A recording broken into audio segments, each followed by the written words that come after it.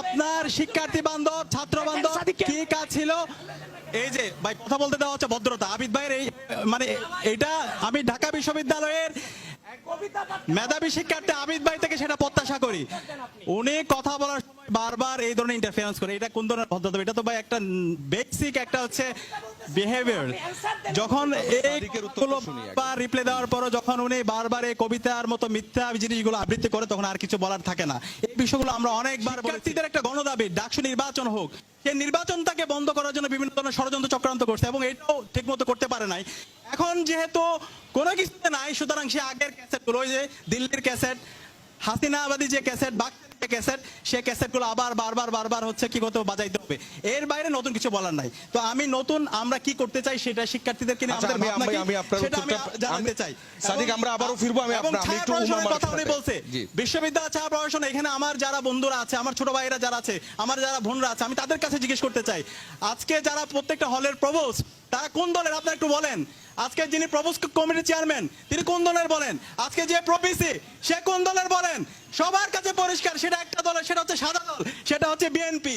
এবং আজকে যে ডাকসু নির্বাচন হওয়ার পরে প্রতিদিন রাতে 8টা 9টা 10টা 12টা বাজেও ওহি নাজিল হয়, বিজ্ঞপ্তি নাজিল হয়। বিজ্ঞপ্তিগুলো কার পক্ষে? সবগুলো একটা দলের পক্ষে, একটা ছাত্র সংগঠনের পক্ষে। তাহলে এরপরে যদি বলে ছায়া সংগঠন, ছায়া আমরা নাকি বিশ্ববিদ্যালয়ের প্রশাসনের ছায়া হচ্ছে কি প্রশাসন? আরে ভাই, ছায়া প্রশাসন তো আপনারাই। আপনারা যেভাবে চাইতেছেন, আপনারা যাই চান তারাই সব দিচ্ছে। এরপরও আর কত ভিকটিম রোল প্লে করবেন?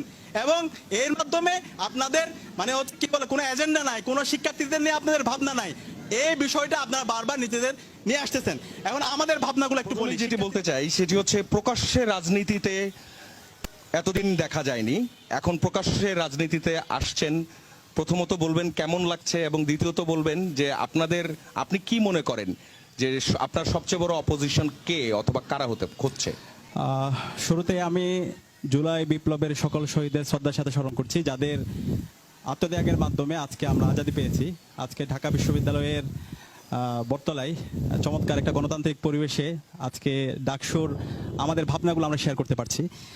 তো আপনার প্রশ্নের মধ্যে ভুল আছে, মানে এই প্রশ্নের মধ্যে আমরা ঘুরপাক কাচ্ছি। এই জুলাই আন্দোলন গেল, শহীদরা জীবন দিল, 2000 আমাদের ভাই বোন শহীদ হয়েছে, কিন্তু আমরা সে আগের আদর্শিক দ্বন্দ্ব, সে আগের ফেসিবাদী যে বয়ান, সে দিল্লির যে বয়ান, সে বয়ানের মধ্যে ঘুরপাক কাচ্ছি, কিন্তু নতুন বাংলাদেশ নিয়ে কারো ভাবনা নাই।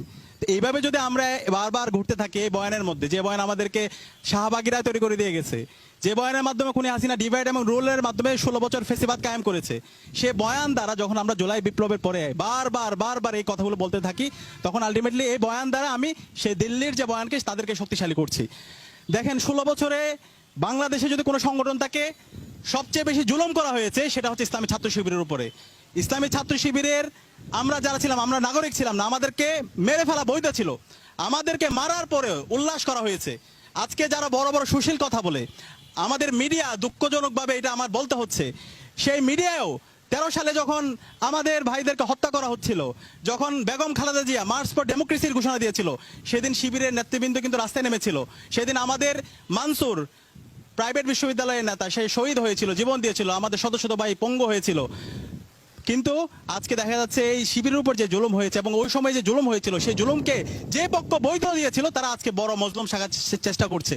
এবং গত 16 বছরে প্রতিটি ক্যাম্পাসে ইসলামী ছাত্র শিবিরের নেতাকর্মীদের উপর নির্মমভাবে জুলুম করা হয়েছে। আমাদের রাজশাহী বিশ্ববিদ্যালয়ের সেক্রেটারি নোয়ানি ভাইকে দিনে দুপুরে কুপিয়ে হত্যা করা হয়েছে। চট্টগ্রাম বিশ্ববিদ্যালয়ের সাকিবকে, মুজাহিদ ভাইকে দিনে দুপুরে কুপিয়ে হত্যা করা হয়েছে। আমাদের ঢাকা বিশ্ববিদ্যালয়ে রাকিব ভাই, ওনাকে নির্মমভাবে নির্যাতন করা হয়েছে। নির্যাতন করার পরে ওনাকে 4 তলা থেকে ফেলে দেওয়া হয়েছে।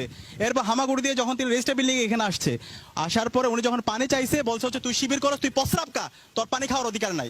এইভাবে হাজার হাজার শিক্ষার্থীদের উপর, আমাদের উপর জুলুম নির্যাতন নিষ্পেষণ করা হয়েছে। এবং এই জুলাই বিপ্লবের মাধ্যমে আজকে বাংলাদেশে আজকে আমরা আজাদি পেয়েছি, আজকে আমরা মত প্রকাশের স্বাধীনতা পেয়েছি, আজকে আমরা কথা বলার অধিকার পেয়েছি। এবং জুলাই বিপ্লবের পরে 1 বছর জুড়ে যদি শুধু ঢাকা বিশ্ববিদ্যালয়ের কথা বলি, যদি মাত্র একটা সংগঠন থাকে যে সবচেয়ে বেশি শিক্ষার্থী বান্ধব কাজ করছে, এটা হচ্ছে ইসলামী ছাত্র শিবির। প্রতি মাসে আমাদের কাজ ছিল শিক্ষার্থীদের কাছাকাছি যাওয়ার আমরা চেষ্টা করেছি। আজকে ডাকসুকে কেন্দ্র করে, ডাকসুর যে আজকে শিক্ষার্থীদের আকাঙ্ক্ষা দেখতে পাচ্ছেন, সেই আকাঙ্ক্ষাগুলো আমরা বাস্তবায়ন করে দেখিয়েছি। 1 বছর জুড়ে শিক্ষার্থীদের পাশে যাওয়া, শিক্ষার্থীদের যে আকাঙ্ক্ষা, আমরা 63 দফা সংস্কার প্রস্তাবনা বিশ্ববিদ্যালয়কে দিয়েছিলাম।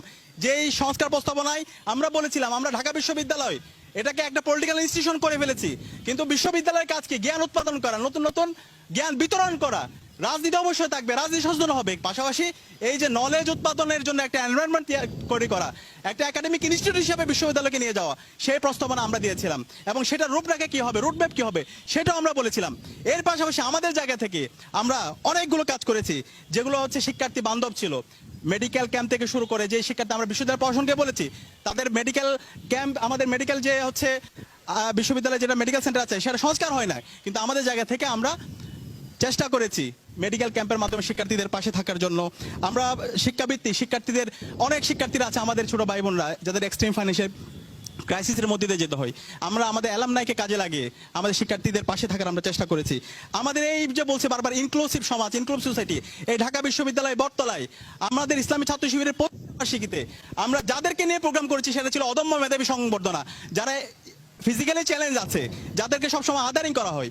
এই ফিজিক্যালি চ্যালেঞ্জ আমার এই ভাই বোন যারা অদম্য মেধাবী তাদেরকে নিয়ে ঢাকা বিশ্ববিদ্যালয়ে আমরা সংবর্ধনা আয়োজন করেছিলাম, তাদের সংবর্ধনা দিয়েছিলাম, তাদের যে আকাঙ্ক্ষার কথা সেগুলো বলেছিলাম।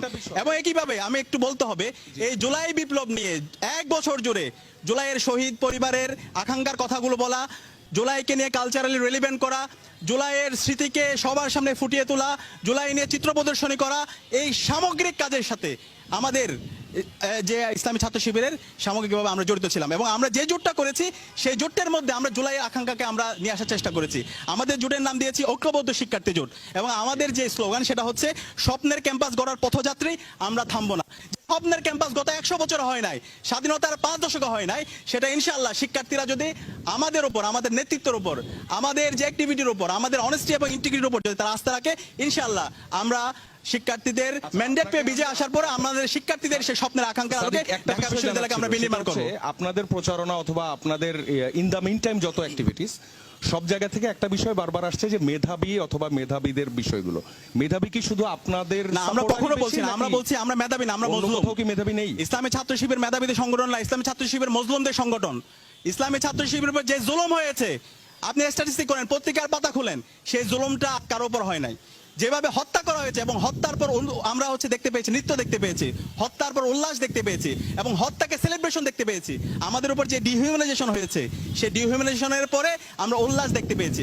ওই সময় যদি বাংলাদেশের যত ফেসিবাদ বিরোধী জোট ছিল সেই 13 সালে যদি সবাই ঐক্যবদ্ধভাবে আমরা আন্দোলন করতাম তাহলে ওই সময় আজাদি হয়ে যাওয়ার কথা।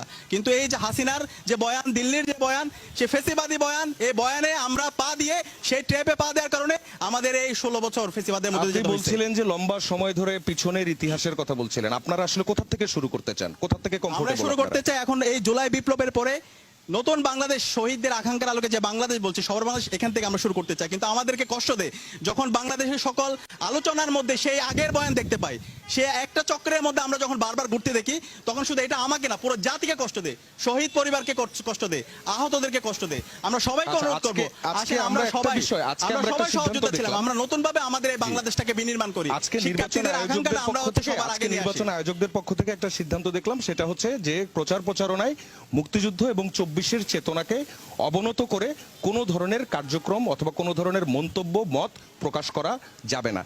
মুক্তিযুদ্ধ এবং 24-এর বিষয়টা তো আপনার কাছ থেকে শুনলাম। মুক্তিযুদ্ধের ব্যাপারে আপনাদের অবস্থানটা 1971 সালের মাধ্যমে আমরা ভূখণ্ড পেয়েছি, আমাদের স্বাধীনতা পেয়েছি, শহীদরা আমাদের শ্রেষ্ঠ সন্তান। সুতরাং 71 নিয়ে যারা এখানে বিভিন্ন ধরনের বিভাজন তৈরি করবে তারা দেশের বিরুদ্ধে অবস্থান নেবে। 71-এর প্রশ্নে আমরা আপোষহীন। ইসলামী ছাত্র শিবির দেশের স্বাধীনতা, সার্বভৌমত্ব, অখণ্ডতার প্রশ্নে আমরা আপোষহীন। আমরা বারবার বলছি ইসলামী ছাত্র শিবির প্রতিষ্ঠিত হয়েছে 1977 সাল থেকে। 1977 সাল থেকে আজ পর্যন্ত ইসলামী ছাত্র শিবিরের প্রত্যেকটা কাজে দেশের স্বাধীনতা, সার্বভৌমত্ব, অখণ্ডতার কথা আমরা বলে থাকি। এবং এই জায়গায় আমরা জুলাই আন্দোলন আমরা প্রমাণ করেছি। সবচেয়ে যখন ক্রুশিয়াল টাইম ছিল 19 জুলাই, যখন ইন্টারনেট ব্ল্যাকআউট ছিল, কারফিউ জারি ছিল, ওই সময় থেকে একদম 1 আগস্ট পর্যন্ত আন্দোলন কোঅর্ডিনেশন করে এখানে আব্দুল কাদের আছে এবং অন্যান্য সমন্বয়ক, সকল অংশীজনদের সাথে কোলাবোরেশন করা, এই সামগ্রিক কাজে মাঠ পর্যায়ে আন্দোলন সহ আমরা সবাই কোঅর্ডিনেশন করেছিলাম। সুতরাং এখন যদি আবার এই প্রশ্নগুলো আনা মানে ওই সে আগের যে বাকশালী বয়ান, এই যে ফেসিবাদী বয়ান, হাসিনাবাদী বয়ান, এবং এই বয়ান থেকে আমরা বের হয়ে আসে জুলাইয়ের যে আকাঙ্ক্ষা, শহীদদের আকাঙ্ক্ষা, আমরা যে একসাথে বাংলাদেশ বিনির্মাণ করতে চাই, সেই আকাঙ্ক্ষার আলোকে আমরা নতুন বাংলাদেশের জন্য কাজ করি। এবং শিক্ষার্থীদের যে প্রত্যাশা, তাদের এই প্রত্যাশার আলোকে এই ঢাকা বিশ্ববিদ্যালয় বিনির্মাণে আমাদের ইস্তেহারগুলো আমরা পেশ করি। তাসনিফ আফরোজ ইমির থেকে অনেকগুলো পয়েন্ট, আপনি টু দি পয়েন্ট উত্তর দিবেন, একদম টু দি পয়েন্ট উত্তর দিবেন। দেখেন আবিদ ভাই 5 আগস্টের পর থেকে এই কবিতাগুলো বারবার আবৃত্তি করে আসতেছে। আমি একটু জানতে চাই আবিদ ভাইয়ের কাছে, এই 5 আগস্টের পরে আজ পর্যন্ত শিক্ষার্থী বান্ধব, ছাত্র বান্ধব আপনার কি কি কাজ ছিল একটু জানেন? কবিতার বাইরে 5 আগস্টের পরে আজকে 1 বছর হয়ে গেল। এই 1 বছরে আপনার শিক্ষার্থী বান্ধব, ছাত্র বান্ধব কি কাজ ছিল? এই যে ভাই কথা বলতে দেওয়া হচ্ছে ভদ্রতা। আবিদ ভাইয়ের এই মানে এটা আমি ঢাকা বিশ্ববিদ্যালয়ের মেধাবী শিক্ষার্থী আবিদ ভাই থেকে সেটা প্রত্যাশা করি। উনি কথা বলার সময় বারবার এই ধরনের ইন্টারফারেন্স করে, এটা কোন ধরনের ভদ্রতা? এটা তো ভাই একটা বেসিক একটা হচ্ছে বিহেভিয়ার। যখন এই রিপ্লাই দেওয়ার পর যখন উনি বারবার এই কবিতার মতো মিথ্যা জিনিসগুলো আবৃত্তি করে তখন আর কিছু বলার থাকে না। এই বিষয়গুলো আমরা অনেকবার বলেছি, অনেকবার এগুলো ক্লারিফিকেশন দেওয়া হয়েছে। এবং উনি যে বিষয়টা বলতেছে, উনি বারবার যেমন কিছুদিন আগে শিবিরের বিভিন্ন হচ্ছে ওনার সকল অপকর্ম বলে তিনি হচ্ছে পাঠ করেছিল 71.org থেকে। ওই এর অপর পেজে বলা আছে জিয়াউর রহমান হচ্ছে একজন স্বৈর শাসক, সে হচ্ছে খুনি। তারেক জিয়া হচ্ছে একজন খুনি এবং হচ্ছে ওখানে আমি ওটা কোট আনকোট বলতেছি। এবং ওইখানে বলা আছে হলো খালেদা জিয়া এটিমের টাকা আত্মসাৎকারী।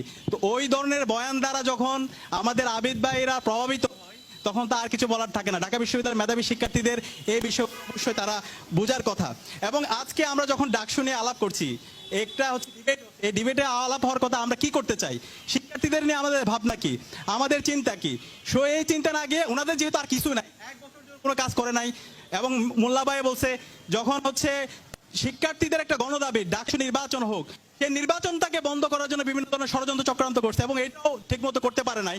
এখন যেহেতু কোনো কিছুতে নাই, সুতরাং সে আগের ক্যাসেটগুলো, ওই যে দিল্লির ক্যাসেট, হাসিনাবাদী যে ক্যাসেট, বাকশালের ক্যাসেট, সেই ক্যাসেটগুলো আবার বারবার হচ্ছে কি করতে হবে, বাজাইতে হবে। এর বাইরে নতুন কিছু বলার নাই। তো আমি নতুন আমরা কি করতে চাই সেটা শিক্ষার্থীদেরকে নিয়ে আমাদের ভাবনা কি সেটা আমি জানাতে চাই। সাদিক আমরা আবারও ফিরবো। আমি একটু প্রশাসনের কথা উনি বলছে, বিশ্ববিদ্যালয় ছাত্র প্রশাসন, এখানে আমার যারা বন্ধুরা আছে, আমার ছোট ভাইরা যারা আছে, আমার যারা বোনরা আছে, আমি তাদের কাছে জিজ্ঞেস করতে চাই আজকে যারা প্রত্যেকটা হলের প্রভোস্ট তারা কোন দলের আপনারা একটু বলেন। আজকে যিনি প্রভোস্ট কমিটির চেয়ারম্যান তিনি কোন দলের বলেন, আজকে যে প্রভিসি সে কোন দলের বলেন। সবার কাছে পরিষ্কার সেটা একটা দলের, সেটা হচ্ছে সাদা দল, সেটা হচ্ছে বিএনপি। এবং আজকে যে ডাকসু নির্বাচন হওয়ার পরে প্রতিদিন রাতে 8টা 9টা 10টা 12টা বাজেও ওহি নাজিল হয়, বিজ্ঞপ্তি নাজিল হয়। বিজ্ঞপ্তিগুলো কার পক্ষে? সবগুলো একটা দলের পক্ষে, একটা ছাত্র সংগঠনের পক্ষে। তাহলে এরপর যদি বলে ছায়া সংগঠন, ছায়া আমরা নাকি বিশ্ববিদ্যালয়ের প্রশাসনের ছায়া হচ্ছে কি প্রশাসন, আরে ভাই ছায়া প্রশাসন তো আপনারাই, আপনারা যেভাবে চাইতেছেন, আপনারা যাই চান তারাই সব দিচ্ছে। এরপরও আর কত ভিকটিম রোল প্লে করবেন? এবং এর মাধ্যমে আপনাদের মানে হচ্ছে কি বলে কোনো এজেন্ডা নাই, কোনো শিক্ষার্থীদের নিয়ে আপনাদের ভাবনা নাই। এই বিষয়টা আপনারা বারবার নিজেদের নিয়ে আসতেছেন। এখন আমাদের ভাবনাগুলো একটু বলি শিক্ষার্থীদেরকে নিয়ে। আমাদের ভাবনাটা আমরা শুরুর অংশটাতে পেয়েছি। আমাদের সঙ্গে উমামা ফাতেমা জয়েন করেছে। বিষয় আমাকে বলতে হবে, ক্যাম্পাসে যত নিপীড়ন হয়েছে আপনি ক্যাম্পাস সাংবাদিকদেরকে জিজ্ঞেস করবেন। ক্যাম্পাসে যখন আমাদের এই যে একাতলে শাহরিয়ার নির্যাতিত হচ্ছে, মারুফ, রাকিব ভাই, যত নির্যাতন, আপনার এই পয়েন্টগুলো আমরা পেয়েছি। সাদিক আমরা একটু উমামার কাছে যেতে চাই। উমামা, ফ্যামিলির সাথে আলাপ করা এবং উমামা আপনি শুনতে পাচ্ছেন তো? থানা থেকে তাদেরকে বের করে নিয়ে আসে। এই প্রত্যেকটা ঘটনা সাদিক আমরা আবারও ফিরবো। আমরা একটু উমামার কথা শুনছি। জি, তাদেরকে জিজ্ঞেস করেন, অ্যাক্টিভিস্ট যারা আছে তাদেরকে জিজ্ঞেস করেন। এবং এই জুলাই আন্দোলনে জি সবচেয়ে ক্রুশিয়াল টাইমে সকল অংশীদারদের সাথে শুধু সাদিক কায়েম শিবিরের সাথে যোগাযোগ রাখে না। আমরা উমামার কাছে যেতে চাই। উমামা, এখন পর্যন্ত আলোচনার যে অংশে আপনি এসেছেন, জি প্লিজ প্লিজ এবং যখন হাসিনা উমামা শুরু করবেন। সাদিক ভাই, উমামা শুরু